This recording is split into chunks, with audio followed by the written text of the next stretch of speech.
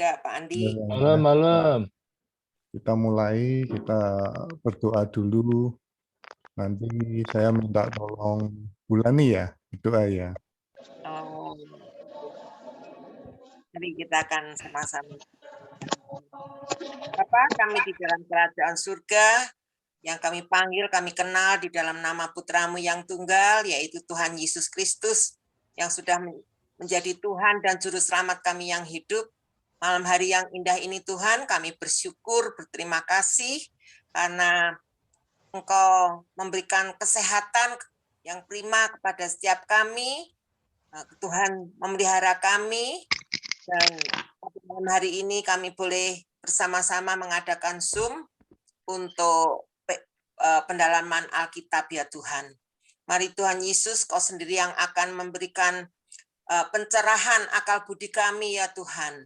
Bukakan, singkapkan rahasia kebenaran firman-Mu ya Tuhan, yang akan dijabarkan oleh Bapak Aris ya Tuhan. Biarlah kami boleh menangkap apa rencana dan tujuan daripada firman-Mu yang boleh kami dengar pada malam hari ini. Mari Tuhan satukan hati kami untuk kami mau jadi seorang murid untuk duduk diam, mendengarkan firman-Mu, dan kami boleh mengerti dengan hikmat-Mu ya Tuhan. Kami boleh menangkap apa yang menjadi kehendak-Mu di dalam setiap kehidupan kami, untuk kami boleh menjadi berkat juga bagi orang-orang yang ada di sekeliling kami, yang belum mengenal Engkau, belum percaya kepada Engkau, mengaku Engkau, Tuhan Yesus sebagai Tuhan dan Juru Selamat mereka pribadi. Mari urapi setiap kami, satukan kami dalam kasih-Mu Tuhan, sehingga kami dengan sukacita, kami akan memulai pendalaman Alkitab pada malam hari ini. Terpujilah nama-Mu ya Tuhan Yesus. Kami percaya setiap doa yang kami naikkan di dalam satu nama yang penuh kuasa dan penuh kasih itu, yaitu nama Tuhan kami Yesus Kristus. Tuhan sudah mendengar dan menjawab doa kami. Haleluya. Amin. Amin. Ya. Shalom Bapak Ibu. Shalom. Shalom. Kita akan mulai, jadi PA ini baru yang kedua Bapak Ibu. Mungkin yang baru pertama kali ikut, ini baru yang kedua kali kita coba adakan. Sekarang sudah di bawah step ya Pak Aris. Ya. Nah, mungkin malam ini saya coba ini, jadi kita buat 2 sesi ya, supaya kita bisa dapat pembelajaran yang utuh dulu. Jadi nanti sesi pertama Pak Aris akan menjelaskan hari ini masih di Kejadian ya Pak Aris, penciptaan dan berkat Tuhan.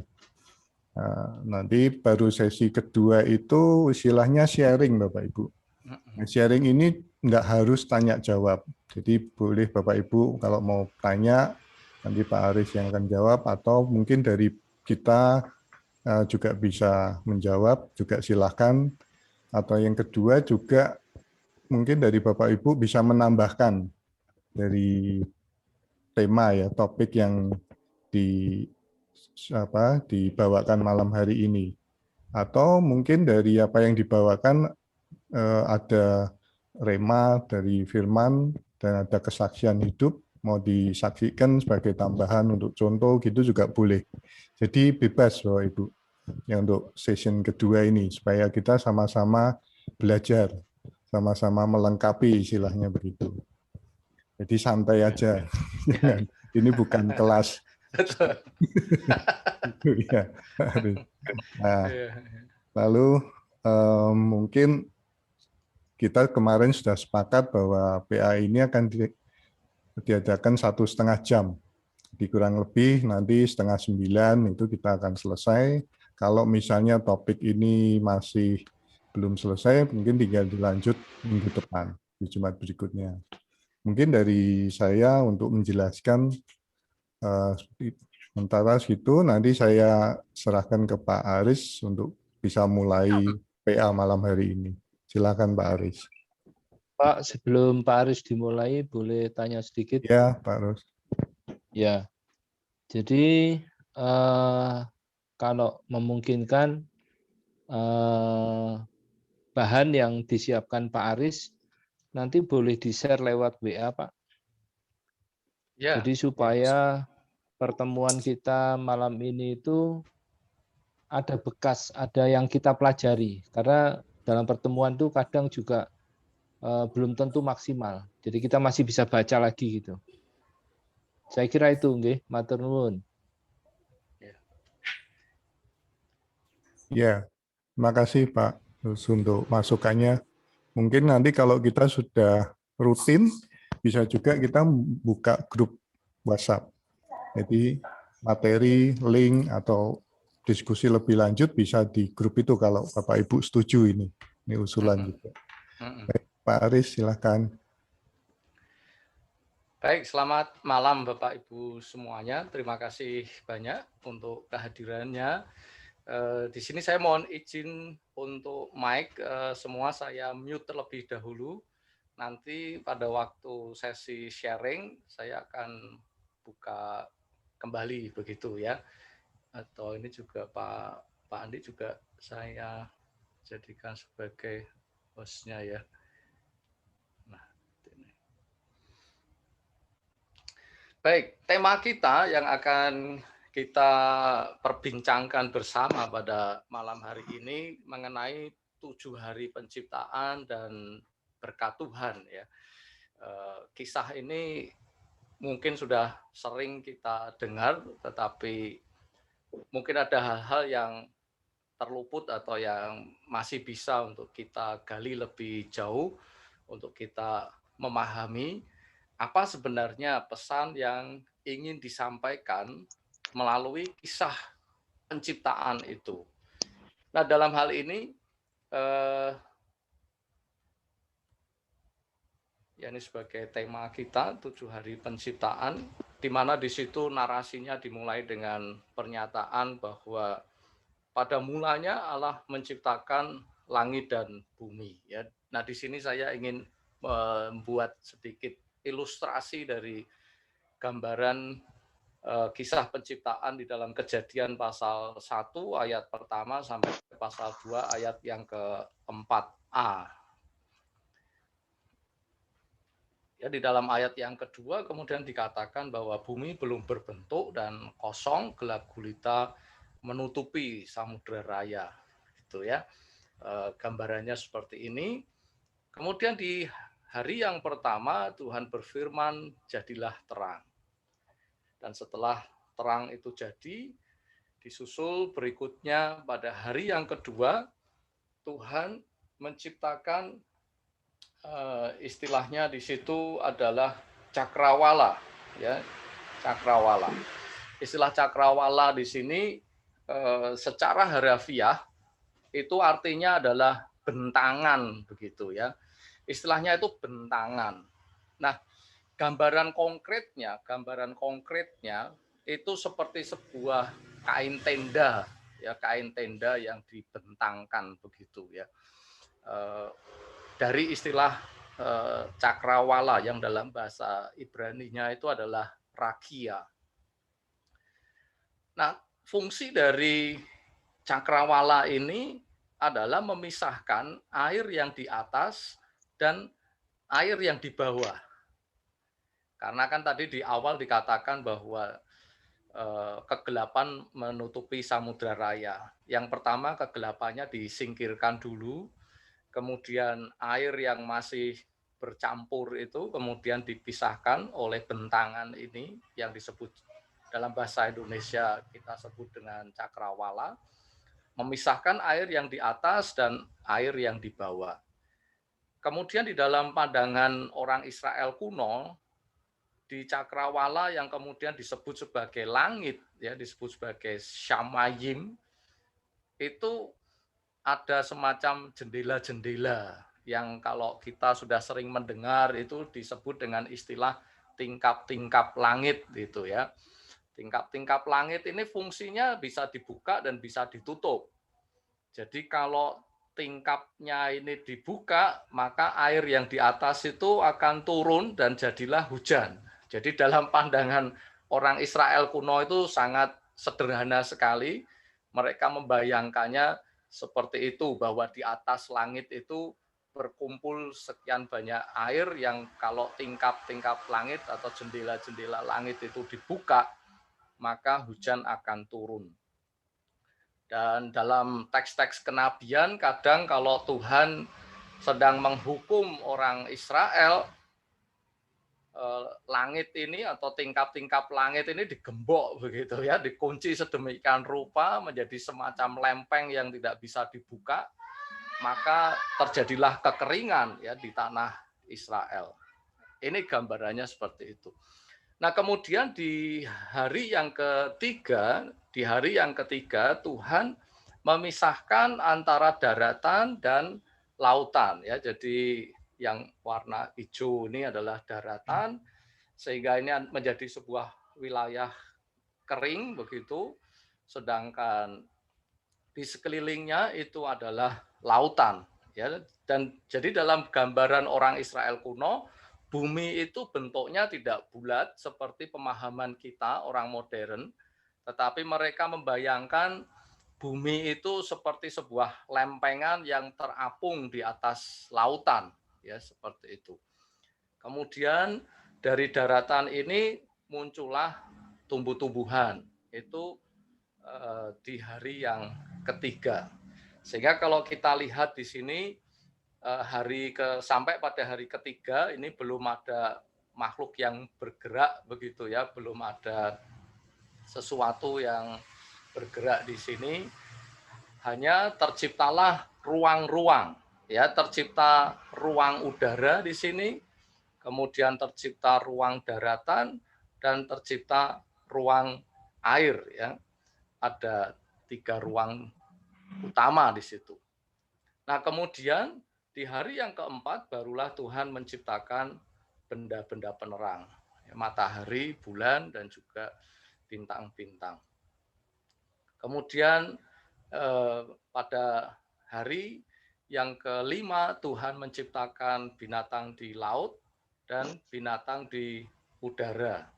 Jadi wilayah lautnya mulai tadi cakrawalanya mulai diisi dengan benda penerang, kemudian lautnya juga diisi dengan ikan-ikan, ruang udara diisi dengan burung di udara, dan di hari yang keenam Tuhan menciptakan binatang, kemudian juga Tuhan menciptakan manusia.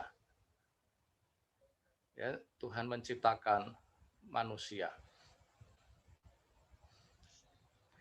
Nah, memang tidak tertulis di Kejadian pasal 1 ini, tetapi dalam pemahaman orang Israel kuno, kalau kita baca di teks-teks yang lainnya, mereka memahami bahwa bentangan cakrawala ini dipancang ya supaya tidak lepas begitu, dipancang oleh gunung-gunung.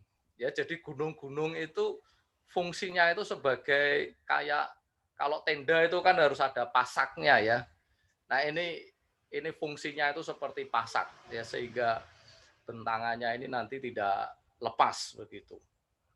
Kemudian supaya daratannya ini juga tidak terapung-apung, bergeser ke sana ke sini, maka dikasih pancang yang dalam istilahnya disebut dengan tubir-tubir laut itu. Kalau Bapak Ibu pernah mendengar istilah tubir-tubir laut atau jurang-jurang samudra atau lautan itu berfungsi sebagai tiang pancang untuk lempeng daratan ini ya, sehingga tidak terbawa ombak ke sana ke sini. Kemudian di bawah ini ada wilayah yang disebut dengan Sheol. Ini adalah dunia orang mati. Jadi orang-orang yang mati itu mereka semua akan dibawa masuk ke Sheol ini. Kemudian di dasar laut ini ada makhluk yang disebut sebagai Leviathan, ya, sebagai naga itu ya, yang digambarkan sebagai ular besar. Dan orang Israel kuno memahami gelombang laut itu sebagai pertanda bahwa Leviathan ini sedang bergerak.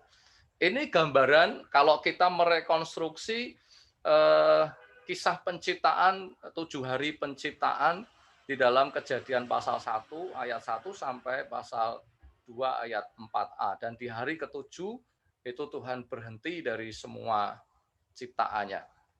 Meskipun tadi ada beberapa tambahan ya tentang tingkap langit, tentang gunung, tentang Seol, tentang tubir laut ataupun naga, itu tidak disinggung ya di dalam kisah penciptaan di Kejadian pasal pertama itu. Saya hanya mencoba melengkapi informasinya saja. Ya. Nah, surga itu ya dipahami oleh orang Israel kuno berada di atas langit sana, begitu ya, tempat Tuhan bertahta. Nah, sehingga kalau kita coba simpulkan, ya urutan penciptaan itu hari pertama Tuhan menciptakan terang untuk memisahkan terang dan gelap, kemudian cakrawala memisahkan air di atas dan di bawah, daratan itu memisahkan darat dan laut, sedangkan benda penerang itu berfungsi menandai perubahan siang dan malam, periode waktu, di situ ada hari-hari dan tahun-tahun ditentukan dari sana. Sedangkan hari kelima ada binatang di laut dan di udara, mereka berkeriapan dan berterbangan. Kemudian binatang di darat dan manusia, di mana manusia mendapatkan mandat Tuhan untuk beranak cucu, bertambah banyak, memenuhi bumi, menaklukkan, menguasai bumi ini. Dan di hari yang ke-7 itu adalah Sabat ya, atau Tuhan berhenti dan Tuhan memberkati segala ciptaannya itu. Ini garis besarnya, dan sekarang kita akan mencoba ya melihat satu persatu poin-poin apa sebenarnya pesan yang ingin disampaikan ya melalui kisah penciptaan selama 7 hari ini. Bahwa dinyatakan di sana dengan pernyataan awal dikatakan pada mulanya. Ya, pernyataan pada mulanya itu berarti bahwa penciptaan ini menandai sebuah titik awal, ya, sebuah periode waktu dimulainya sejarah. Ya, jadi penciptaan ini merupakan titik awal, periode waktu jalannya sejarah. Nah, kalau itu dikatakan pada mulanya, jadi ada awal, pasti asumsinya ada akhir. Nah, penciptaan itu bukan hanya menjadi awal mula sejarah di mana Allah dan umatnya, tetapi juga itu mempersiapkan sebuah jalan untuk penyempurnaan sejarah itu sendiri pada titik akhir. Di mana kemudian karena kita ini Alkitab kita itu kan bukan hanya perjanjian lama, tetapi mencakup perjanjian lama dan perjanjian baru, maka Kejadian pasal 1 ini, ya sejak dari Kejadian pasal 1 ini, itu sudah bersinggungan dengan pesan dari Wahyu pasal 22 tentang langit yang baru dan bumi yang baru sebagai titik akhir, ya titik akhir dari periode waktu sejarah manusia itu. Nah, kemudian frase berikutnya sebelum di sana itu kan dikatakan bahwa Allah menciptakan langit dan bumi. Ini merupakan sebuah pernyataan kesaksian iman bahwa umat Israel kuno percaya alam semesta, langit dan bumi itu ada, itu karena diciptakan oleh Tuhan. Sekaligus itu memberikan pengertian kepada kita bahwa Alkitab ini, Alkitab yang kita punyai, itu ditulis bukan dimaksudkan untuk menyodorkan penjelasan-penjelasan yang logis sistematis atau argumentasi-argumentasi yang logis sistematis tentang keberadaan Tuhan. Ya. Bagi orang Israel, keberadaan Tuhan itu tidak butuh untuk dibuktikan. Mereka percaya Tuhan itu ada, titik gitu ya. Jadi mereka tidak mempersoalkan, tidak mendiskusikan apakah Tuhan itu ada atau tidak, buktinya apa kalau Tuhan itu ada, mereka tidak mempersoalkan itu. Mereka percaya Tuhan itu ada dan Tuhanlah yang menciptakan langit dan bumi. Sehingga tujuan dari Kejadian pasal 1 ayat 1 ini bukan untuk mengidentifikasi Tuhan secara umum ya, untuk memberi definisi tentang Tuhan itu apa atau siapa, bukan. Tetapi untuk mengidentifikasi Tuhan sebagai Sang Pencipta alam semesta. Ya, jadi kisah penciptaan ini untuk menyatakan kesaksian iman percaya mereka bahwa Tuhanlah yang menciptakan langit dan bumi. Kemudian ayat yang kedua katakan bumi belum berbentuk dan kosong. Intinya adalah bahwa bumi yang dalam bahasa Ibrani-nya itu adalah eretz, begitu ya, itu bisa diterjemahkan secara harafiah, artinya adalah tanah. Ya. Jadi tanah sebagai sebuah tempat, sebagai sebuah wilayah, itu belum bisa dihuni. Belum bisa dihuni oleh makhluk hidup, apalagi untuk manusia. Ya. Karena belum berbentuk, kosong, belum ada tanda-tanda kehidupan di sana. Kemudian dikatakan kegelapan menutupi samudra raya. Nah, ini semakin menegaskan mengenai keberadaan bumi yang belum memungkinkan untuk menjadi tempat hidup bagi manusia dan makhluk hidup lainnya. Karena apa? Semua masih tertutup dengan air, tidak bisa menjadi tempat hidup. Nah, di dalam kisah penciptaan tidak dijelaskan dari mana kegelapan itu berasal. Ya, tidak ada penjelasan secara tertulis dari mana kegelapan itu berasal. Nampaknya bagi mereka itu juga bukan sesuatu yang perlu dipertanyakan. Yang pasti adalah di dalam kisah penciptaan di Kejadian pasal 1 ini tidak ada gagasan mengenai konflik antar dewa ataupun kuasa-kuasa lain ya di dalam konsep penciptaan. Ya, mengenai hal ini nanti penjelasannya akan lebih detail di dalam webinar 7 sesi kita yang akan kita selenggarakan di bulan Mei, tapi harinya Kamis ya Bapak Ibu, mengenai dalam tema Yahweh sebagai satu-satunya Allah itu ya, itu akan kita perdalam di sana.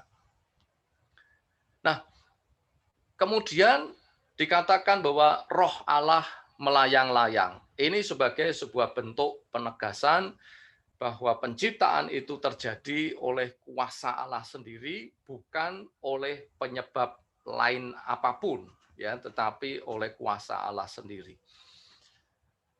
Nah, barulah kemudian selanjutnya memasuki penciptaan di hari yang pertama. Ya.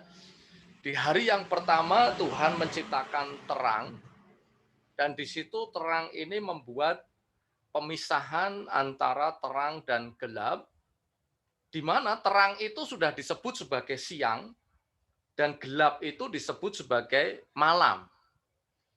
Artinya bahwa baik siang ataupun malam itu sudah dikenali, sudah teridentifikasi, tetapi itu baru sebagai sebuah definisi, baru sebuah kategori saja. Tetapi belum operatif, saya pakai istilah seperti itu. Artinya bagaimana nanti siang akan berganti malam, malam akan berganti malam, siang itu belum ada indikasi ke sana. Baru definisi saja bahwa ada terang dan ada gelap, di mana terang itu adalah siang dan gelap itu adalah malam. Ya, jadi ada terang sebagai siang dan gelap sebagai malam. Itulah hari yang pertama. Kemudian di hari yang kedua diciptakan cakrawala untuk memisahkan tadi ya, air yang di atas dan air yang di bawah. di mana dengan adanya cakrawala terciptalah ruang udara, tetapi juga ruang air, ya, air yang di bawah itu. Dan cakrawala kemudian dinamai dengan langit, ya, atau syamayim. Kemudian di hari yang ketiga diciptakanlah daratan, di mana di sana ada pemisahan antara darat dan laut. Sehingga tercipta semakin konkret lagi, ada wilayah darat dan ada wilayah lautan. Ya. Nah, sehingga kalau kita boleh simpulkan, pada 3 hari pertama Tuhan menciptakan, Tuhan itu digambarkan seperti seorang ahli bangunan, di mana Tuhan itu membuat sebuah rumah, dan Tuhan menyiapkan ruangan-ruangan. Ya, rumah itu kemudian ditata sedemikian rupa untuk mempunyai ruangan-ruangan. Ada ruang udara, ada ruang lautan, dan ada ruang daratan. Ya. Jadi rumahnya sudah disiapkan dengan ruang-ruangnya tadi, tetapi belum ada penghuninya dan belum beroperasi begitu ya, belum ada dinamika di sana. Baru kemudian pada hari yang keempat Tuhan menciptakan benda penerang, ya, untuk menandai siang dan menandai malam. Maka kita melihat kesejajaran antara penciptaan hari pertama dan penciptaan di hari yang keempat, seperti yang minggu lalu sedikit saya singgung di sana, ya.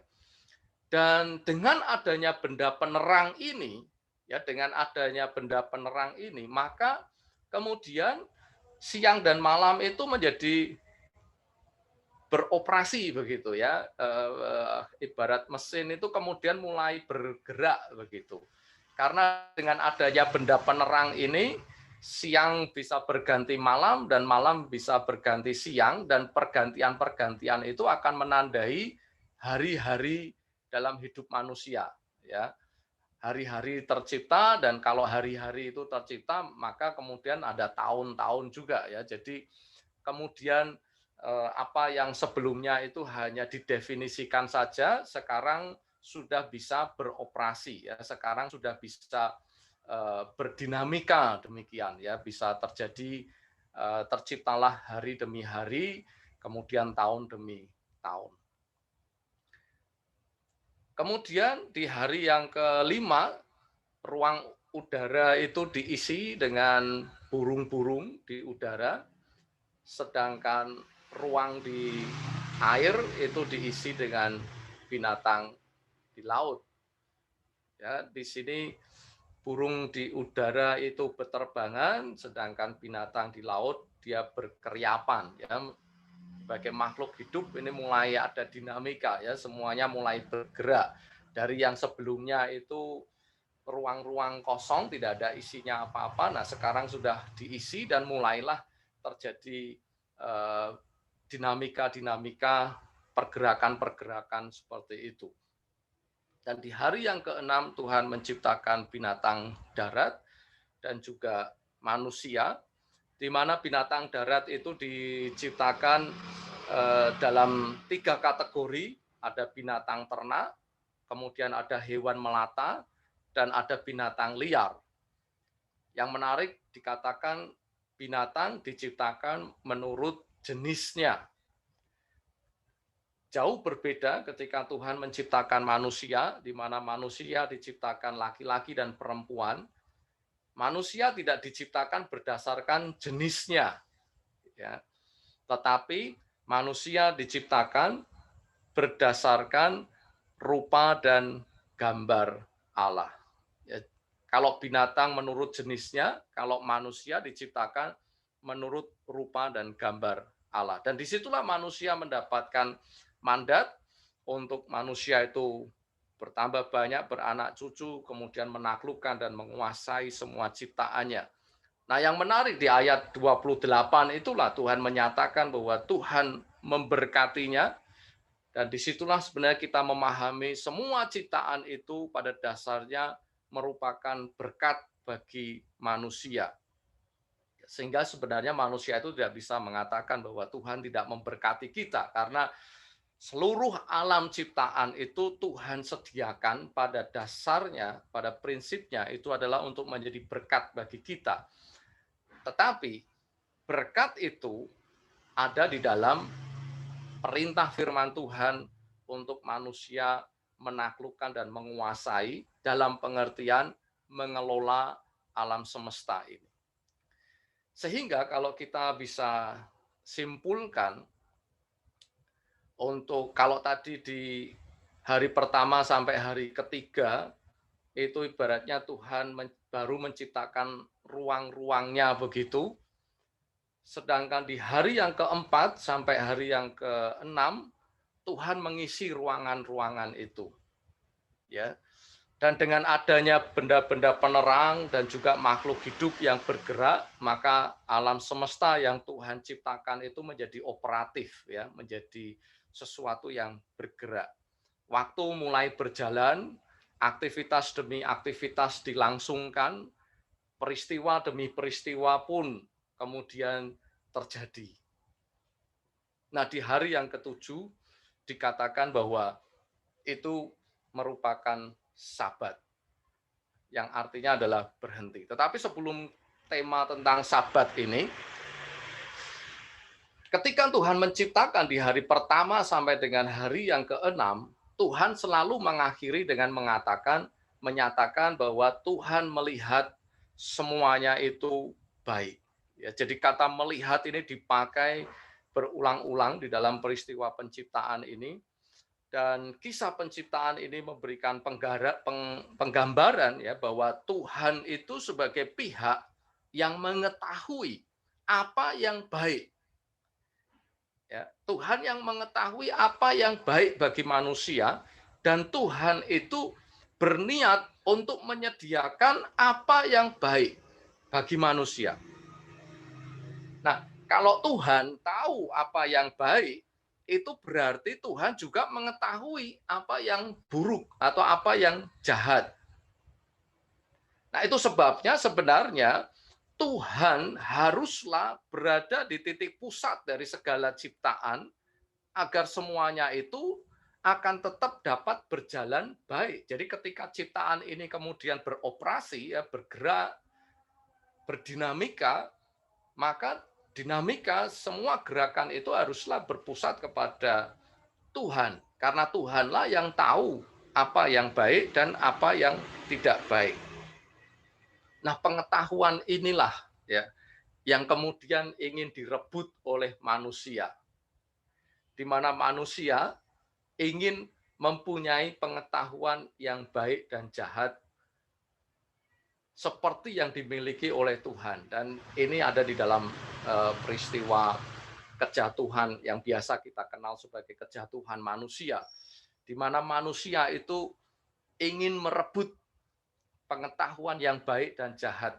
Dengan kata lain, manusia ingin menentukan sendiri apa yang baik menurutnya dan apa yang tidak baik menurut manusia itu sendiri. Persoalannya adalah ketika kemudian manusia berusaha menggeser posisi Tuhan, di mana manusia itulah yang ingin menentukan apa yang baik dan apa yang buruk atau yang jahat, manusia tidak mempunyai kemampuan yang cukup pada dirinya. Karena yang terjadi kemudian seringkali kebolak-balik. Apa yang baik oleh manusia malah dianggap sesuatu yang buruk, dan sebaliknya, apa yang buruk, apa yang jahat oleh manusia seringkali malah itu dianggap atau dikira sebagai sesuatu yang baik, sehingga terjadilah kekacaubalaan ya ketika itu terjadi. Kalau kita mau membahas lebih lanjut tentang hal itu, tetapi yang ingin saya tekankan di sini bahwa melalui kisah penciptaan yang selalu diakhiri dengan pernyataan bahwa semuanya itu baik, ini sebagai bentuk penegasan bahwa pada dasarnya Tuhanlah yang tahu persis apa yang baik dan apa yang tidak baik. Dan manusia seharusnya mengorientasikan diri kepada Tuhan sebagai pusat dari penciptaan itu. Nah, di akhir dari peristiwa penciptaan, bahwa Tuhan dikatakan ya berhenti pada hari yang ketujuh. Kata yang dipakai di situ adalah kata syafat, ya, sabat di situ. Itu artinya adalah berhenti. Itu bukan, jadi artinya adalah stop, ya, berhenti, bukan sekedar pause, ya, bukan sekedar istirahat sejenak untuk kemudian melanjutkan lagi, ya, bukan di situ. Tetapi arti harafiahnya adalah berhenti. Nah, bagaimana kita memahami konsep sabat ini kemudian? Ini kuncinya kembali kepada apa yang dinyatakan di awal.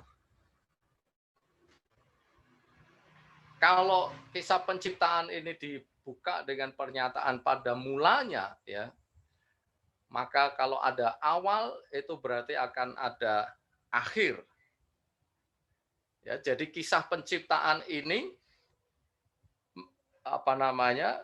berpuncak pada hari yang ketujuh di mana Tuhan berhenti dari segala pekerjaannya. Itu berarti bahwa kisah penciptaan ini sebenarnya sekaligus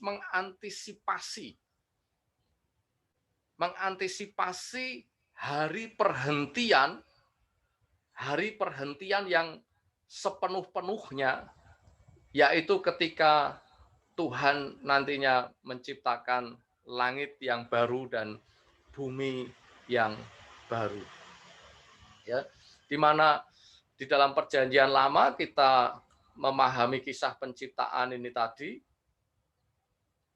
dan begitu hari keempat sampai hari keenam kehidupan itu kemudian mulai berjalan, ya, waktu mulai berjalan, aktivitas makhluk hidup juga berlangsung, khususnya manusia, dan tentu saja melalui setiap aktivitas peristiwa-peristiwa itu terjadi.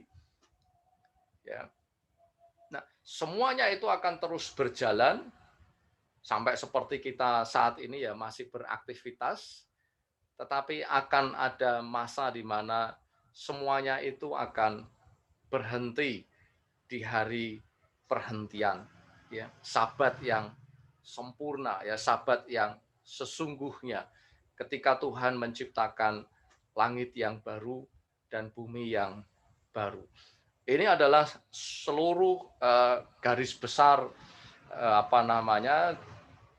kanon atau pesan Alkitab dari Perjanjian Lama sampai dengan Perjanjian Baru. Jadi kisah penciptaan ini bukan saja menyampaikan informasi tentang apa yang pada mulanya Tuhan lakukan, tetapi dengan pernyataan sabat di sini, kisah penciptaan ini pada dasarnya juga menyatakan mengenai rencana Tuhan yang akan tergenapi, ya, dalam proses waktu selanjutnya, di mana hari perhentian yang sepenuh-penuhnya itu akan tiba. Nah, bagaimana dengan ritual Sabat, ya? Artinya dengan perayaan Sabat yang dimana kemudian khususnya Israel kuno dan orang-orang Yahudi tentu saja mereka setiap hari Sabat mereka merayakannya. Nah, apa sih sebenarnya fungsi dari diselenggarakannya ritual Sabat itu? Ritual pada dasarnya adalah cara yang paling efektif untuk mengingat tetapi sekaligus untuk mengajarkan, begitu, ya. Nah, apa sebenarnya yang perlu diingat, yang perlu untuk terus diajarkan, yang perlu untuk terus dirayakan? Yang pertama adalah bahwa Sabat itu mengingatkan identitas diri manusia sebagai gambar dan rupa Allah. Jadi perintah Sabat itu mengait dengan penciptaan di hari ke-6 di mana manusia diciptakan serupa dan segambar dengan Allah sendiri. Yang kedua adalah bahwa Sabat itu akan mengingatkan umat Israel pada pemerintahan Allah atas seluruh ciptaan, di mana Tuhan itulah yang seharusnya menjadi pusat dari seluruh ciptaan. Bukan manusia, bukan kuasa-kuasa lain ya, atau apapun makhluk yang ada di bumi ini, tetapi Tuhan sendiri. Karena Tuhanlah yang tahu apa yang baik dan apa yang jahat. Dan yang ketiga, melalui perayaan Sabat itu menjadi sebuah pengingat akan harapan pada hari perhentian yang sepenuh-penuhnya, di mana Tuhan akan menciptakan langit yang baru dan bumi yang baru, tempat di mana tidak ada lagi penderitaan, tidak ada tangisan, tidak ada ratapan, tidak ada perkabungan, tetapi yang ada adalah sukacita dan kegembiraan. Nah, dari kisah penciptaan ini apa sih sebenarnya pokok-pokok teologis yang bisa kita tangkap ya, yang bisa kita pahami? Yang pertama, pada dasarnya kisah penciptaan ini ingin memberikan sebuah kesaksian iman, ini sebagai kesimpulan kita ya. Kisah penciptaan ini sebagai kesaksian iman bahwa Tuhan adalah Sang Pencipta langit dan bumi. Kisah penciptaan ini juga merupakan pernyataan akan kehadiran Tuhan. Karena apa? Karena melalui penciptaan langit dan bumi, Tuhan itu menjadi Allah yang dikenal oleh manusia melalui karya perbuatannya. Kalau tidak ada penciptaan, ya manusia tidak akan mengenal ya siapakah Tuhan itu. Kemudian kisah penciptaan ini juga menyatakan rencana Allah yang sudah dimulai mulai hari pertama, hari kedua, ketiga, dan seterusnya sampai pada hari perhentian itu, di mana Tuhan menciptakan keteraturan, dan itulah yang menjadi rencana Tuhan, di mana terciptanya keteraturan, ya terciptanya tatanan. Itu sebabnya dari awal segala kekacau balauan itu ditata oleh Tuhan. Ada terang, ada gelap, ya dipisahkan, yang awalnya bercampur, air di atas, air di bawah, yang dulunya bercampur dipisahkan, daratan dan lautan juga dipisahkan, sehingga semuanya menjadi tertata dan teratur sedemikian rupa. Dan sekali lagi, kisah penciptaan juga mengingatkan supaya kita ini menyadari bahwa Tuhanlah pusat penciptaan. Tuhanlah yang tahu apa yang baik dan apa yang tidak baik bagi manusia dan seluruh alam semesta. Dan yang paling akhir, tujuan dari semuanya itu pada prinsipnya adalah karena Tuhan ingin menjadikan alam semesta ini sebagai berkat bagi kehidupan manusia. Ketika Tuhan memberikan sabda firman-Nya, taklukkanlah dan kuasailah ya bumi ini. Apa yang sudah Tuhan berikan. Ini dalam pengertian mengelola ya, bukan menaklukkan untuk mengeksploitasi dan merusak alam semesta atau bumi ini ya, tetapi dalam pengertian untuk kita mengelolanya. Nah, bagaimana dengan Sabat kalau itu dikaitkan dengan iman Kristen kita? Ya pada prinsipnya kalau kita ini beribadah pada hari Minggu karena kita memahami Allah yang telah mewahyukan diri melalui peristiwa penciptaan itu, kemudian Dia adalah Allah yang hadir berinkarnasi dalam rupa manusia sebagai Tuhan yang kita kenal di dalam nama Yesus Kristus, Allah yang mati dan bangkit, dan Dia bangkit dengan pernyataan pada hari setelah hari Sabat lewat. Itu sebabnya kita yang telah percaya kepada Kristus, kita ini mendapat identitas yang baru sebagai orang-orang yang telah mati dan bangkit bersama dengan Kristus. Itu sebabnya kita merayakan hari Minggu sebagai pengingat identitas diri kita, bahwa kita ini adalah murid-murid Kristus, kita adalah orang-orang yang percaya kepada Kristus. Selain itu, kalau kita merayakan ibadah pada hari Minggu, itu mengingatkan kita bahwa Tuhan haruslah menjadi pusat bagi kehidupan kita, bukan diri kita sendiri atau apapun yang ada di dunia ini.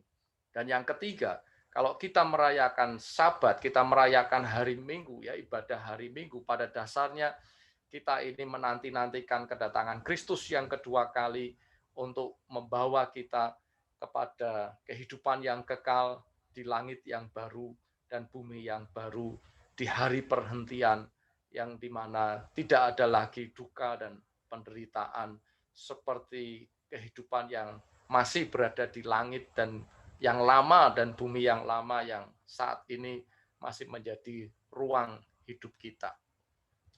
Demikian Bapak Ibu yang bisa saya sharekan, ya, yang bisa saya bagikan mengenai pesan-pesan atau makna dari 7 hari kisah penciptaan itu. Nah, dalam hal ini saya kembalikan kepada Pak Andi untuk bisa mengatur, kita bisa sharing ataupun mungkin berdiskusi apa yang selama ini Bapak Ibu Saudara pahami dan seterusnya. Silakan Pak Andi. Baik, terima kasih Pak Aris. Menarik ya Bapak Ibu, kisah penciptaan ini. Tadi saya menangkap ada satu hal yang menarik, itu Sabat itu mengingatkan penciptaan manusia, terus kedua Tuhan sebagai pusat, yang ketiga harapan pada hari penghentian. Ini mengingatkan urutan kita sebagai manusia ya. Lahir, hidup bergantung kepada Tuhan, terus ya meninggal gitu ya. Betul, betul. Prinsipnya gitu. Tapi ini sudah kita diingatkan Tuhan melalui di Perjanjian Lama, di ayat-ayat pertama di kisah penciptaan.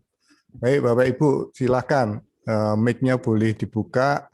Siapa yang mau share, mau tanya, atau mau ngasih pendapat, silakan. Saya Pak, Ya, mari, silakan. dari ruang studio BOL Pak. Ya, rombongan ini. Tapi tanyanya enggak rombongan ya Pak? Ya, satu-satu Pak. Iya.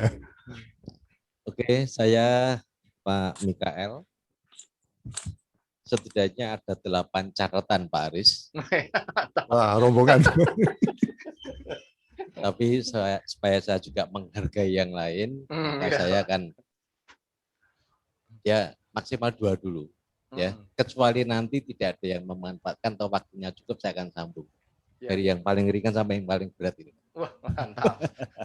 Ya, silakan Pak. Yang pertama Pak, jadi saya menyimpulkan dari apa yang dijelaskan Pak Aris, penciptaan ini kan memang 2 dimensi antara iman dan hikmat. Nah, di tengah-tengahnya adalah mitos dalam bahasa saya. Karena kalau saya tidak terlalu percaya kepada iman dan juga tidak terlalu percaya kepada hikmat, yaitu mitos, cerita-cerita yang berlaku di dalam sebuah tradisi atau apa gitu. Nah, itu pun sama dalam kehidupan kita sehari-hari. Untuk menangkap berbagai kejadian hidup ini kan kadang-kadang kita sulit memahami ini iman, hikmat atau mitos gitu ya. Bukan hoak Pak ya. Nah, jadi pertanyaan saya, bagaimana membuat keseimbangan untuk menangkap peristiwa iman dan hikmat ini dalam keseimbangan, supaya dalam keseharian pun kita juga tidak sampai kejegur yang namanya hoak atau mitos, sehingga antara iman dan hikmat ini betul berjalan seimbang. Yang kedua, saya sambung sekalian Pak. Urutan penciptaan ini sebetulnya hanya imajinasi penulis kejadian, atau memang sudah pernah dinubuatkan oleh tulisan atau kitab yang sebelum kejadian, Pak? Ya, jangan-jangan itu hanya imajinasi yang menulis kejadian urutan pertama, 2 sampai yang ke-6 itu. Itu dulu Pak, yang ringan dulu ini. Oke, langsung saya tanggapi Pak Andi atau bagaimana Pak? Ya boleh Pak, langsung. Oke, ya, wah, ini yang ringan aja sudah berat, apalagi yang berat ini. Yang ringan saja sudah berat.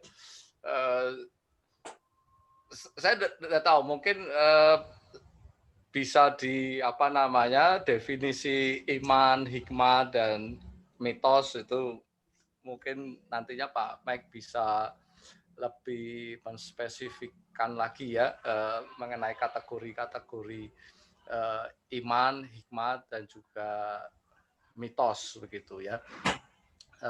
Dan karena pertanyaannya kan kemudian bagaimana kita membuat keseimbangan antara iman dan juga hikmat ya. Yang pasti yang pertama bahwa kisah penciptaan ini seperti yang dari awal sudah saya sampaikan, ini merupakan sebuah bentuk kesaksian iman. Jadi bagi bangsa Israel yang mereka melihat realitas, kok bisa ada langit biru di atas sana, kok bisa ada matahari, nanti kalau malam tahu-tahu ada benda langit yang beda dengan yang di siang hari, kok bisa ada pohon-pohon dan lain sebagainya.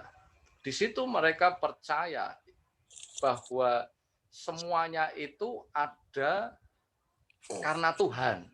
Dan sekali lagi Tuhan bukanlah bagi orang Israel kuno sosok yang harus dipertanyakan apakah Tuhan itu ada atau tidak ada. Bagi mereka Tuhan ada gitu ya. Dan Tuhan ada, keberadaannya itu dibuktikan melalui perbuatannya, ya, melalui karya tindakannya. Dan karya tindakannya salah satunya ya penciptaan alam semesta ini.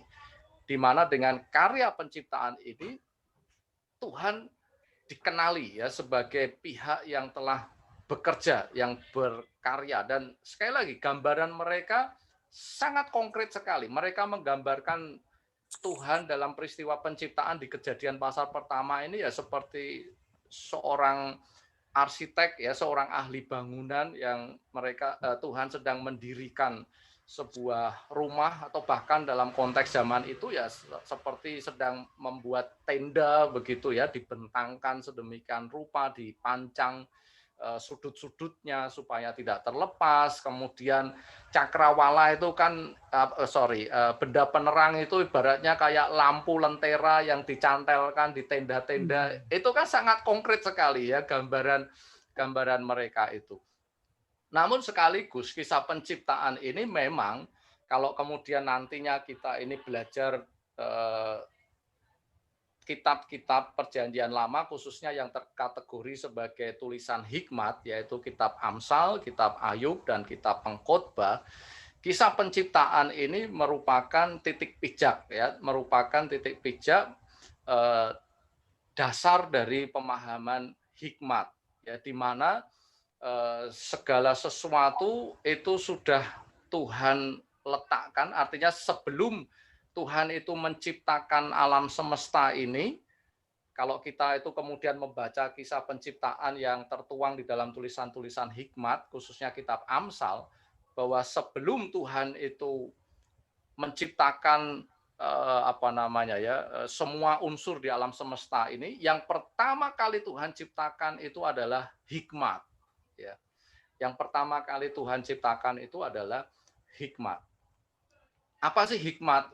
Kembali lagi, gambarannya konkret saja bagi orang Israel kuno, tidak perlu abstrak yang susah-susah begitu, tidak ya. Hikmat itu dipahami oleh orang Israel sebagai blueprint ya, sebagai sebuah rancangan. Ini kalau Pak Andi saya rasa sangat paham ya, karena berkecimpung di dunia kontraktor, di dunia pembangunan itu.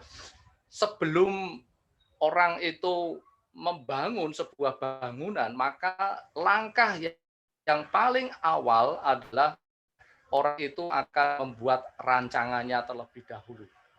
Di dalam penciptaan di Kejadian pasal 1 tidak dijelaskan, tetapi kisah penciptaan itu tidak hanya ada di Kejadian pasal 1 ya, tetapi ada tersebar di berbagai teks Perjanjian Lama, termasuk yang ada di tulisan hikmat, dan bentuk deskripsinya ada perbedaan-perbedaan di sana ya. Perbedaan dalam pengertian mungkin itu bisa saling melengkapi. Seperti tadi saya katakan bahwa hikmat itu adalah rancangan yang terlebih dahulu Tuhan buat sebelum Tuhan itu menciptakan alam semesta ini. Dan apa sih sebenarnya kuncinya, atau apa sih sebenarnya yang menjadi prinsip atau dasar hukumnya untuk Tuhan itu kemudian menciptakan segala sesuatunya? Sederhana sekali. yaitu prinsip sebab akibat, ya, bahwa segala sesuatu itu ada penyebab dan kemudian akan ada akibatnya. Ini merupakan pemahaman dasar terkait dengan persoalan hikmat itu, ya. Kalau kita itu mau mengaitkan antara iman dan juga hikmat. Nah, sehingga ya keyakinan iman kita hikmat itu kan kemudian yang menjadi dasar dari hikmat itu kan takut akan Allah itu, ya. Artinya ya iman kepada Tuhan itu yang menjadi titik pijak bagi hikmat. Saya tidak tahu, kita nantinya mungkin bisa memperdalam lebih lanjut lagi persoalan tentang tema iman dan hikmat ini. Kalau nanti misalkan penjelasan saya dirasa kurang tepat, nanti Pak Mike bisa meluruskannya atau bisa menambahkannya. Tapi pertanyaan yang sangat menarik memang di pertanyaan yang kedua ini, ya. Apakah sebenarnya urutan kisah penciptaan ini merupakan imajinasi penulis dari kitab Kejadian, ataukah ini memang demikian terjadinya begitu, kira-kira Pak Mike, ya? Sekali lagi, ini kemudian wilayahnya kan kita akan berhadapan dengan persoalan antara kesaksian iman yang tertulis di Alkitab dengan pemahaman kita orang modern yang mempunyai melalui berdasarkan ilmu pengetahuan yang tentu saja jauh berbeda, tidak ada banyak sekali ketidaksesuaian antara apa yang tertulis di Alkitab dengan kenyataannya begitu, ya. Faktanya kan bumi itu tidak berbentuk lempengan, tetapi kan bumi itu kan bulat kan begitu. Faktanya di alam semesta ini kan ada banyak sekali galaksi dan seterusnya dan seterusnya. Tetapi sekali lagi, bahwa kisah penciptaan ini bukanlah dimaksudkan sebagai buku ilmu pengetahuan. Kalaupun ini kita pahami sebagai pengetahuan, tetapi ini adalah pengetahuan orang-orang di masa kuno yang peralatannya masih serba terbatas pada waktu itu, ya. Pengamatannya terhadap segala realitas di alam semesta ini masih sangat terbatas. Sehingga memang sebenarnya kan kalau kita lihat dari urutan-urutannya di sini kan kita banyak sekali yang kalau dari sisi ilmu pengetahuan banyak hal yang bisa kita pertanyakan gitu, ya, karena tidak sesuai. Tetapi kita harus kembali kepada prinsipnya bahwa kitab ini ditulis bukan sebagai penjelasan secara ilmiah mengenai terjadinya alam semesta, tetapi kisah ini ditulis sebagai bentuk kesaksian untuk memberikan sebuah pesan bahwa di balik semua yang ada, ya, di balik semua peristiwa penciptaan ini ada Tuhan yang bekerja di sana, dan Tuhanlah yang seharusnya menjadi pusat kehidupan bagi manusia, dan manusia itu seharusnya hidup sesuai dengan tatanan yang Tuhan sudah tetapkan itu. Sehingga ya bisa kita katakan bahwa urutan kisah penciptaan ini mungkin istilahnya bukanlah sebagai imajinasi, ya, tetapi sebuah refleksi teologis, ya, refleksi teologis dalam pemahaman iman penulis kitab Kejadian, ya. Proses rekonstruksinya kan yaitu tadi, ya, Tuhan digambarkan menciptakan atau membuat ruangan-ruangannya dulu. Setelah itu, setelah ruangannya siap, baru kemudian diisi dengan perabot-perabotnya, begitu, ya. Setelah ruangannya siap, diisi dengan pelengkap-pelengkapnya, sehingga kemudian semuanya itu bisa beroperasi. Mungkin kita bisa gambarkan juga Seperti katakanlah kayak membangun sebuah pabrik, awalnya itu disediakan hanya sarana-sarananya, tapi belum ada mesinnya, belum bisa berproduksi, belum bisa beroperasi begitu ya. Nah, tapi kemudian setelah dilengkapi semuanya, barulah kemudian itu bisa berproduksi. Seperti itu sih Pak Mek. Silakan Pak Mek, mungkin penjelasan saya masih belum memuaskan, mungkin bisa dibantu dengan pertanyaan lanjutannya. Mungkin ada tanggapan dari yang lain dulu Pak. Ya. Boleh nambahkan, boleh juga mengembangkan. Dan nanti Mungkin Saya, oh. Nani. Ya, tadi kalau kita kan sebagai orang beriman percaya bahwa Tuhan Allah itu memakai Musa. Ini Musa yang nulis kitab Kejadian ya. Itu dipakai Allah untuk menulis semua apa yang diperbuat Allah. Jadi bukan imajinasi penulis. Menurut saya ya. Jadi kalau menurut imajinasi penulis nanti kadang-kadang bisa dibelokkan. Kita percaya bahwa manusia itu dari kerang itu, padahal manusia itu kan diciptakan Allah serupa segambar Allah itu. Kalau menurut saya dan harus diimani ini bahwa ini benar-benar Musa dipakai Allah untuk menulis kitab Kejadian alam semesta ini. Terus saya mau tanya ya Pak, yang tadi untuk kegelapan itu tidak disebutkan. Apa ini ada hubungannya dengan Efesus 2 ayat 2 itu yang penguasa kerajaan angkasa itu adalah iblis itu Pak? Pak Des. Ya, ya. Ya, itu. Terus yang kedua saya mau tanya, nanti antara apa tadi? Seol sama Hades Pak. Seol itu dunia orang mati ya tadi ya. Hades itu apa? Jadi bedanya Seol sama Hades. Ya, makasih. Ya, ya. Gimana tadi Pak Budi ya mau? Iya. Oh ya. Ya Pak Aris juga Bapak Ibu yang luar biasa malam hari ini ya. Saya bersyukur ini bisa ikut kelas ini Pak Aris, di mana bisa dibuatkan sebuah sistematik ya, secara sistematis gitu ya.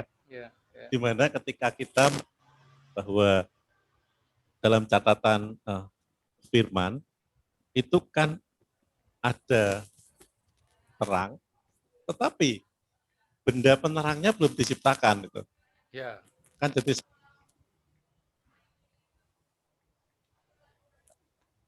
bumi gitu. Oh ya, suaranya sempat terputus saja. Penerangnya itu pada ayat berikutnya kan itu.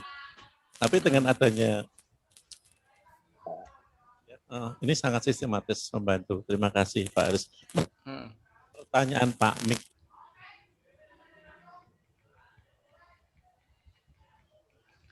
Mic-nya kok putus-putus Pak Budi? Pulang. Gimana? Kan gitu ya. Suaranya terputus-putus Pak Oke, Budi. ganti mic coba. Mungkin. Ya, terima kasih. Ya. Saya tanya Pak Aris.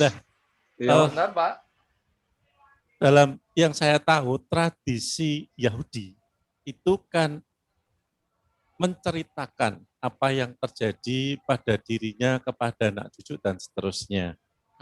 Ya, kemudian kalau kita perhatikan dari, mohon maaf, mungkin Bapak Ibu kalau mungkin mempelajari ya, dari bahasa aslinya itu bara. Di mana itu suatu kata yang tidak dipakai pada ayat-ayat yang lain. Setahu saya seperti itu, mohon maaf kalau salah. Bahwa dari sesuatu yang benar-benar nothing gitu ya. Tapi berbeda dengan penciptaan kata asa di mana sudah ada bahan baku dan sebagainya. Nah itu yang saya tahu dari beberapa kitab buku-buku yang lain, bahwa orang-orang Yahudi itu punya semacam kebiasaan itu juga menceritakan apa yang terjadi pada dirinya kepada anak-anak cucu dan seterusnya, karena kan mereka usianya juga bisa ratusan tahun itu. Nah, kembali ini bukan imajinasi saya loh ya, tapi dari buku-buku yang lain ditambah dengan kosakata yang ada di kitab Kejadian ini. Barangkali itu mungkin ya yang bisa saya tambahkan. Jadi bukan imajinasi penulis semata, dan juga bukan apa tadi ya Pak, mitos. Enggak ya. Saya kira itu. Terima kasih Pak. Terima kasih Bapak Ibu. Iya. Ya. Gimana Pak Tio ya? Ya, saya tanya Pak Riz. Hmm. Dunia ini sekarang sedang meneliti terus akan keberadaan alien. Nah, sedangkan dikaitkan dengan ciptaan ini, Pak, semua diciptakan oleh Tuhan sudah ya, dan itu diucapkan betul. Binatang yang di darat, di laut, di udara, tumbuh-tumbuhan, bahkan manusia. Dan saya Pak, seandainya nanti suatu saat alien itu betul-betul ada, bisa dibuktikan dengan mata manusia yang ada di bumi ini, Pak. Terus bagaimana dengan hubungannya dengan ciptaan ini, Pak? Kalau iblis, malaikat kan memang sudah ada juga gitu, Pak. Kita udah ngerti gitu. Tapi alien ini satu hal yang kalau nanti betul-betul ada, terus bagaimana, Pak? Hubungannya dengan ciptaan ini? Apakah Tuhan tidak menciptakan alien? Alien itu ada dari mana gitu? Ya, terima kasih, Pak. Ya. Saya jawab dulu Pak Adi ya. Ya, silakan Pak Ya. Aris. Ya, terima kasih tadi Pak Budi juga ya memberikan tambahannya. Tadi Bu Lani menanyakan apakah kegelapan yang dimaksud terkait dengan Efesus, apa yang tertulis di dalam kitab Efesus. Yang pasti adalah bahwa ketika teks kitab Kejadian ini ditulis kan kitab Efesusnya belum ada ya. Artinya ya saya rasa untuk kita memahami apa yang tertulis di Perjanjian Lama, kita perlu memahaminya dalam konteks Perjanjian Lama itu sendiri terlebih dahulu. Karena memang ini ditulis pada periode waktu yang jauh berbeda. Ya. Dan Perjanjian Lama ini kan memang ditulis pada awalnya untuk para pendengar atau pembaca mula-mulanya adalah orang Israel kuno sendiri ya. Di mana pada waktu itu pemahaman mereka tentang makhluk-makhluk halus atau makhluk-makhluk yang sifatnya roh, apalagi yang sifatnya roh yang negatif yang kemudian diidentifikasi sebagai iblis atau setan itu mereka masih konsep mereka belum seperti ketika masa Perjanjian Baru. Ya. Dan itu nanti di webinar kita juga akan membahas di sana sih ya, akan dibahas lebih detail lagi ya, konsep-konsep mengenai setan, mengenai iblis itu. Yang pasti kalau kita konsisten dengan apa yang tertulis di kitab Kejadian pasal 1, itu tidak disebutkan yang sumber kegelapannya ini dari mana. Di situ hanya dikatakan bahwa kegelapan menutupi ya Samudra Raya, sudah gitu saja. Tapi kegelapannya dari mana tidak disebutkan. Nah ini kadang kita memasuki wilayah-wilayah pertanyaan yang tidak ditanyakan oleh orang Israel kuno pada waktu itu. Dan tentu akan sulit untuk kita itu bisa memberikan jawaban secara positif ya, artinya secara secara pasti ya. Oh ini kegelapannya berasal dari ini kan gitu. Karena teksnya sendiri tidak memberi informasi apa-apa. Nanti justru imajinasi kita yang akan menjawab pertanyaan itu. Nah ini yang bahaya malahan ya. Artinya ketika itu tidak tertulis di dalam teksnya dan sebenarnya itu juga tidak mendapat perhatian bagi orang Israel kuno pada waktu itu, malah nanti kita yang berimajinasi mengait-ngaitkan dengan hal-hal atau informasi-informasi yang lain yang kemudian sebenarnya kita sendiri tidak bisa memastikan apakah memang itu yang menjadi jawabannya, ya karena memang tidak. Jadi konfirmasi kebenarannya akan sangat sulit sekali. Sehingga sebenarnya kalau kita itu membaca sebuah teks, kita itu jadi melalui struktur seperti ini, kita itu kemudian akan bisa memahami apa sih tujuan teksnya itu kok dibuat dalam struktur seperti ini.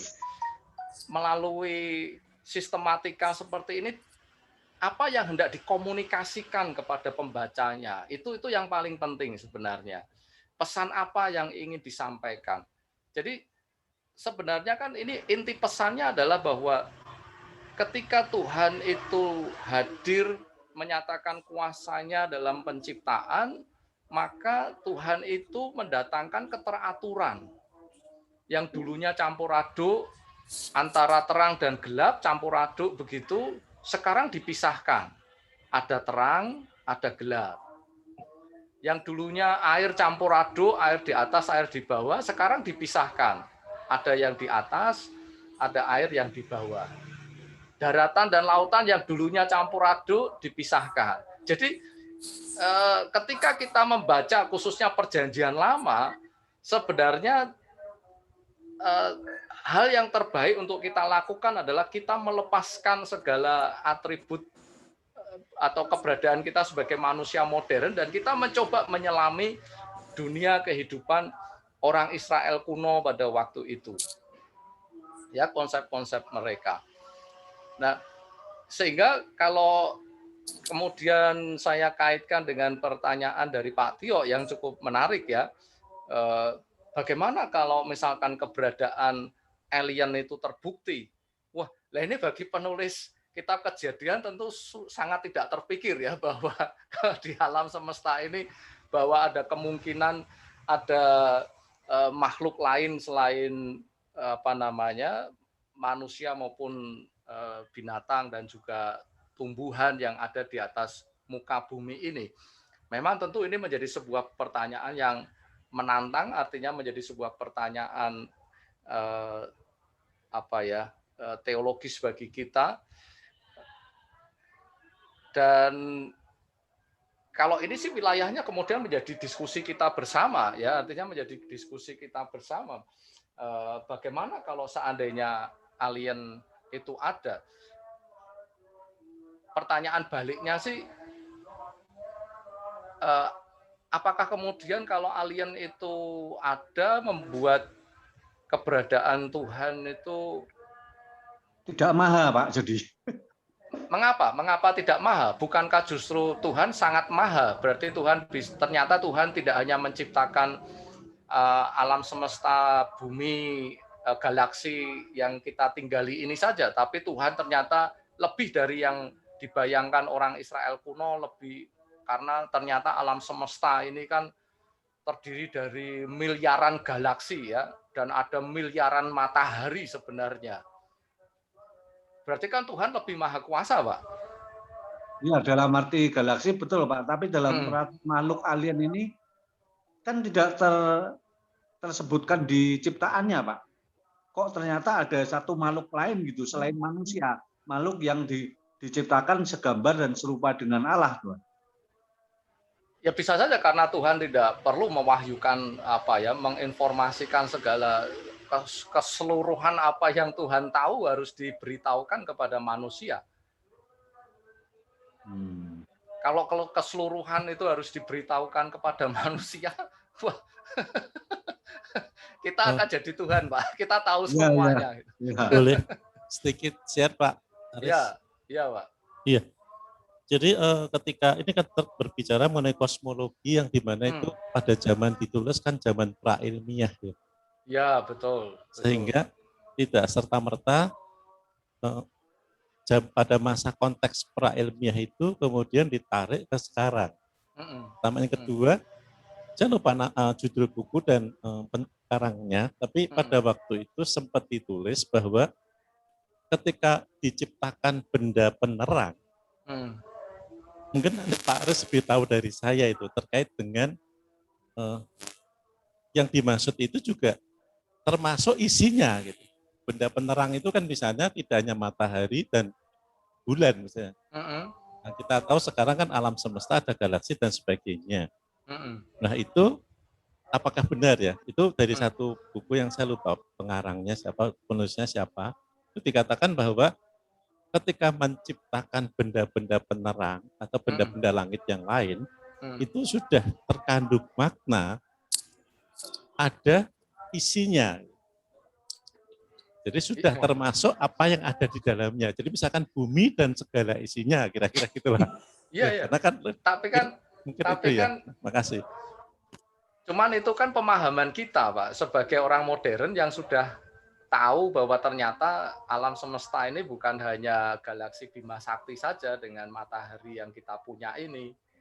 Tapi kan orang Israel kuno sama sekali mereka tidak terbayang bahwa di luar apa namanya cakrawala pandang mereka itu kemudian ada semesta yang lain begitu. Maaf, yang terkait itu Pak, benda-benda langit itu apa? Saya tidak tahu, tapi mungkin Bapak lebih tahu terkait dengan kosakata bahasa aslinya. Kan kemudian itu sudah dirinci secara konkret, Pak. Hanya ada matahari, bulan, sama bintang ya kalau tidak salah ya di kitab Kejadiannya ya. Di Kejadian pasal 1-nya itu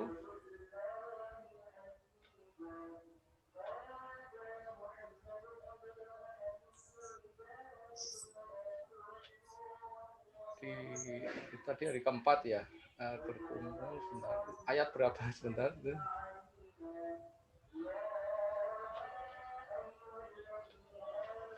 Nah, benda penerang ialah benda penerang tanda menunjukkan sebentar berbagai ialah yang besar menguasai siang, kecil menguasai ini ya cakrawala dan untuk menguasai. Ya bahkan di situ hanya ada benda penerang yang lebih besar dan yang lebih kecil begitu saja sih ya. Benda penerang tadi itu benda penerang itulah yang dalam penciptaan kalau nggak salah bukunya Irman Garko ya mungkin banyak membahas mengenai kosmologi penciptaan. Terima kasih Pak, mungkin sekedar ya, iya Pak, ya. Cuma kalau menurut hemat saya sih pemahaman kosmologi orang Israel kuno pasti masih sangat terbatas sekali. Jadi benda penerang itu ya bagi mereka hanya matahari sama bulan dan bintang saja. Mereka tidak terpikir ada Venus, ada apa benda apa planet-planet lain begitu, Merkurius, Jupiter itu mereka sama sekali mereka tidak teridentifikasi oleh mereka gitu. Tadi untuk pertanyaan mengenai Seol dan Hades, saya rasa juga kita akan bahas di webinar ya Bu ya. Jadi tidak saya uraikan di sini. Sedangkan tadi Pak Budi juga bahwa dalam tradisi Yahudi itu orang tua menceritakan kepada anak cucu dan seterusnya. Yang intinya bahwa ini bukanlah imajinasi dari penulis, begitu ya Pak Budi ya, kira-kira? Iya, betul. Karena kan dari apa yang, ya tentu saja kita juga kembali kepada literatur ya Pak ya. Iya. Buku Bapak-Bapak gereja. Memang istilah imajinasi itu konotasinya negatif ya, seolah-olah itu ini hanya karangan manusia saja gitu ya. Mungkin dengan istilah yang lebih bisa kita terima itu, ini merupakan sebuah rekonstruksi iman, ya, rekonstruksi pemahaman iman dari penulisnya, yang memberi kesaksian tentang kisah penciptaan ini. Kalau saya sih seperti itu, Pak. Bukan imajinasi dalam arti dia berkhayal sedemikian rupa, tetapi dia itu ingin menyampaikan sebuah pesan mengenai siapakah Tuhan yang menciptakan langit dan bumi itu. Dan disitulah dia kemudian ya tentu saja kan ketika orang ingin menyampaikan sebuah bentuk kesaksian kan pasti ada sistematikanya begitu ya, ada supaya pesannya itu akan bisa ditangkap dengan baik gitu. Nah, pesannya apa? Pesannya ya tadi yang pertama, melalui kisah penciptaan ini ingin disampaikan bahwa Tuhan adalah sang pencipta dari semua alam semesta. Kemudian Tuhan adalah pusat dari segala ciptaan ini. Tuhan menciptakan, penciptaan ini sebenarnya juga sekaligus merupakan pernyataan rencana Tuhan. Ya, bahwa Tuhan itu hadir dan Tuhan itu ingin mendatangkan keteraturan, dan manusia yang diciptakan segambar serupa dengan Allah itu dipanggil ya untuk bermitra. Itu nanti ketika kita bicara tentang konsep perjanjian, untuk mendatangkan atau mengelola alam semesta ini supaya keteraturan itu terjaga. Nah, selama manusia hidup berorientasi kepada Tuhan, menjadikan Tuhan sebagai pusat di dalam hidupnya, maka baik dan buruk itu akan berdasarkan kepada kehendak Tuhan, bukan kepada kehendak manusia atau cara berpikir manusia itu sendiri. Dan itulah yang akan menjadi jaminan terjadinya keteraturan. Tetapi kalau manusia kemudian menggeser kedudukan Tuhan dan menempatkan diri sebagai pusat, baik dan buruk itu yang menentukan adalah manusia, nah ini pasti akan terjadi kekacau balauan lagi. Seperti itu.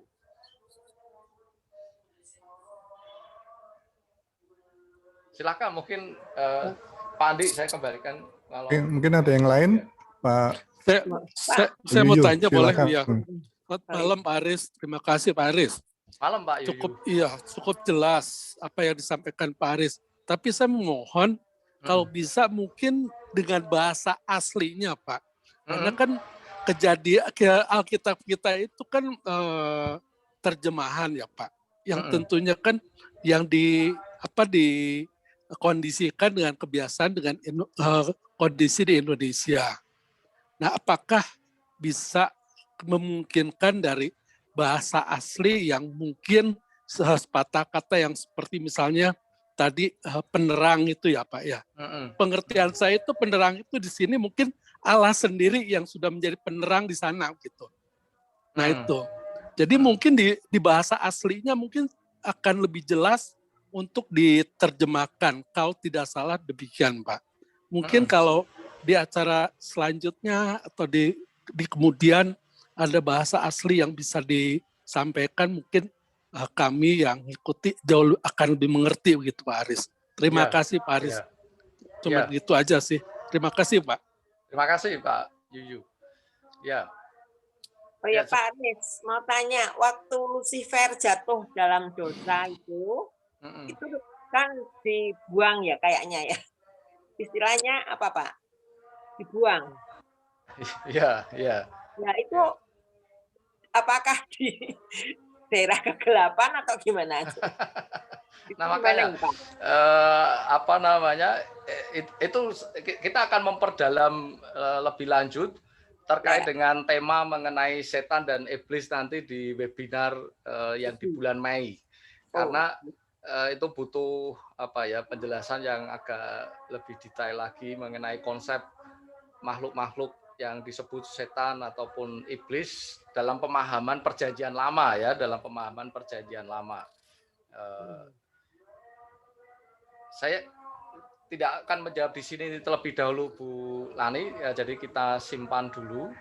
Karena memang ada juga upaya penjelasan bahwa kegelapan yang dimaksud di Kejadian pasal 1 ini disebabkan oleh karena kejatuhan iblis itu ya, setan Lucifer itu.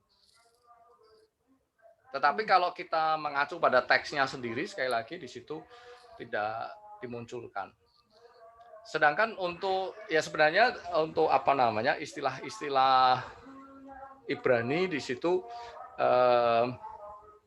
misalkan pernyataan sebenarnya hari pertama, hari kedua, hari ketiga, itu padahal kan katanya baru diciptakannya matahari dan bulan atau benda penerang untuk menandai hari-hari itu kan baru di hari keempat gitu ya. Nah, bagaimana kok sudah ada hari pertama, hari kedua, hari ketiga? Ini kan kadang membingungkan ya, artinya padahal baru di hari keempat, hari-hari itu bisa terjadi atau bisa muncul, terbentuk karena adanya matahari dan bulan itu ya, yang menandai siang dan malam. Nah, ini kalau kita mengacu kepada teks Ibraninya seperti tadi yang diusulkan oleh Pak Juju, itu ini bahasa Ibraninya Yom Echad ya. Yom itu artinya hari. Nah, kata Yom di sini itu tidak menggunakan kata sandang, tidak pakai kata de. Artinya kalau diterjemahkan harafiah itu sebuah hari. Jadi belum teridentifikasi tanggal 1, tanggal 2, tanggal 3 begitu ya, Bapak Ibu ya. Jadi ini masih sebuah pernyataan bahwa ini adalah sebuah hari ya, sebuah hari tapi yang pertama begitu ya. Nanti yang berikutnya adalah sebuah hari yang kedua. Berikutnya nanti sebuah hari tapi yang ketiga. Jadi belum ada hari dalam arti urutan tanggal 1, tanggal 2, tanggal 3 seperti sekarang ini sudah tanggal 23 misalkan seperti itu. Kemudian tadi sedikit saya singgung misalkan bahwa di hari kedua Tuhan menciptakan cakrawala, itu bahasa Ibraninya menggunakan kata rahia. Jadi itu artinya itu bukan langit ya. Itu artinya pada awalnya atau konsep dasarnya itu tidak menunjuk kepada langit, tetapi ini disebut rahia yang arti harafiahnya itu bentangan gitu ya. Ada yang harafiahnya bisa diartikan bentangan, bisa diartikan dengan lempengan, tetapi beberapa penafsir dan saya rasa saya juga lebih setuju kalau ini diterjemahkan dalam arti bentangan yang digambarkan seperti tenda ya, kain tenda yang dibentangkan sehingga menjadi ruang yang bisa untuk dihuni begitu ya. Jadi ketika di hari kedua setelah terang diciptakan, hari kedua Tuhan menghamparkan, jadi kayak orang membentangkan tenda seperti mungkin waktu kita masih SMP SMA kemah begitu ya, kita pasang tenda begitu. Nah, baru kemudian di ayat berikutnya kan bentangan itu dinamai dengan langit ya, dinamai dengan Syamayim kan begitu. Ya, ini beberapa. Kemudian misalkan untuk istilah Sabat sendiri, istilah Sabat itu artinya bukan istirahat ya, artinya itu stop. Ya, jadi betul-betul berhenti, titik gitu. Ya. Nah, ini kalau kemudian kita mengacu pada akar lebih jauhnya lagi, ini sebenarnya berasal dari bahasa Akadia yaitu Syafatu begitu, dan bagi masyarakat kuno di Akad, suku bangsa Akad Babilonia begitu, Sabat itu merupakan perayaan bulan purnama. Jadi itu perayaan setiap 2 minggu sekali. Jadi setiap kali ada bulan purnama, mereka itu merayakan Sabat, Sapatu begitu ya istilahnya. Ya, ini hanya sedikit informasi saja sih. Silakan, Pak Andi mungkin. Ada lagi, Bapak Ibu, yang lain mau nambahkan atau mau ini? Silakan. Atau sudah cukup? Atau sebenarnya relevansi dalam hidup sehari-hari kita, atau yang mau sharing pengalaman begitu.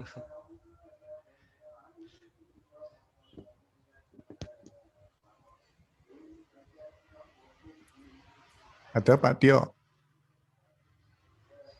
Jadi sebenarnya dengan penciptaan ini penciptaan ini sebenarnya merupakan sebuah apa ya namanya, keyakinan bagi umat Israel bahwa Tuhan itu menyediakan segala sesuatunya itu untuk menjadi berkat bagi umatnya. Hanya saja persoalannya mau enggak kita mengelolanya. Asalkan kita mau mengelolanya, maka segala sesuatu yang ada di alam semesta ini sebenarnya itu mempunyai potensi ya untuk menjadi sumber berkat bagi kita.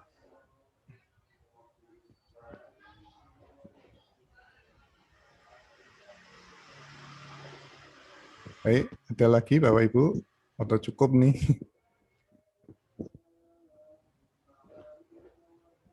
Ya karena waktunya Cukup mungkin ya?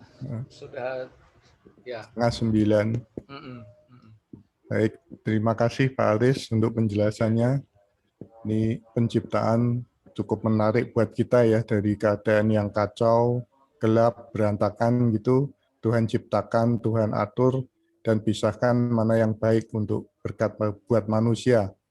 Dan tentunya kita sadarkan bahwa kita ini sebagai manusia sangat tergantung kepada Tuhan, karena Tuhan tahu mana yang baik dan mana yang tidak baik. Kita tidak bisa mengolah dengan kekuatan kepandaian kita sendiri.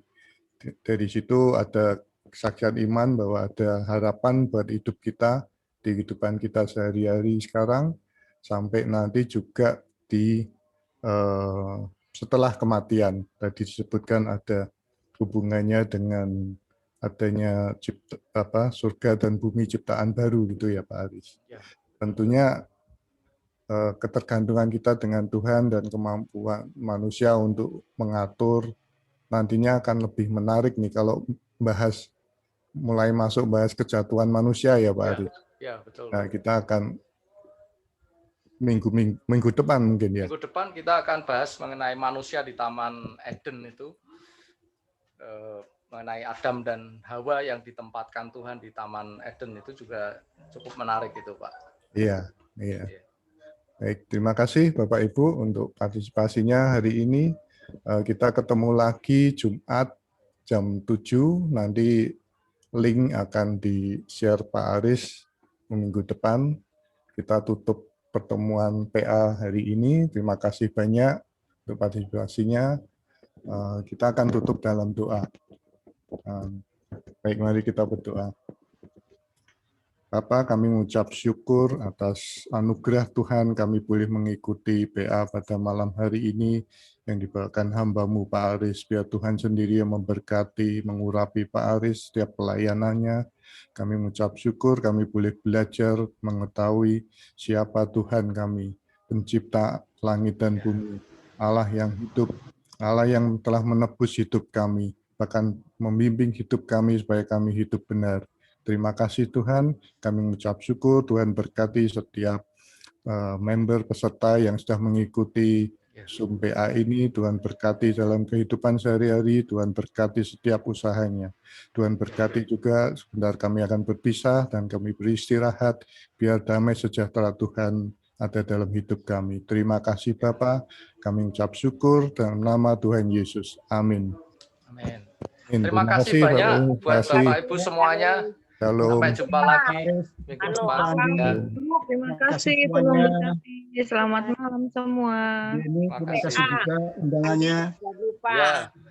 Sampai ketemu minggu depan ya. Shalom. Shalom. Terima kasih. Luar biasa. Ya.